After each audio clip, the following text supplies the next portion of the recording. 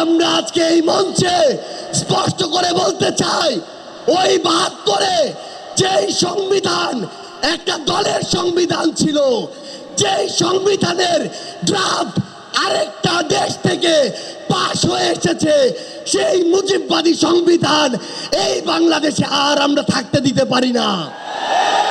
আমরা আজকের এই মঞ্চে মুজিববাদী সংবিধান ভেঙে চুরে শেষ করে দিয়ে নতুন সংবিধান চাইতে এসেছি।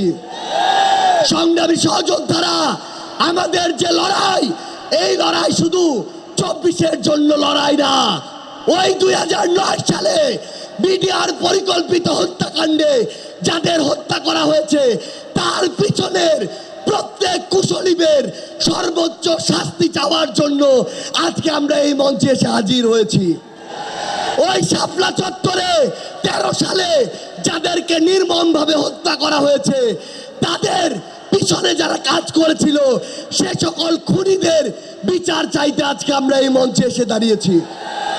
বাংলাদেশের আপামর ছাত্র জনতা, আমাদের সংগ্রামী সহযোদ্ধারা, আমরা শুধু আপনাদের স্পষ্ট করে একটা জিনিস বলি, এই বাংলাদেশে যেমন ইসলাম ফোবিয়ার জায়গা হবে না, ইসলাম বিদ্বেষেরও জায়গা হবে না।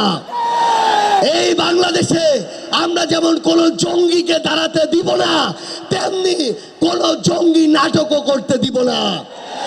এই বাংলাদেশে সিভিল সোসাইটি নামের কোন দালালকে আর ক্ষমতার চাটুকারিতা করে পার পেতে আমরা দিব না।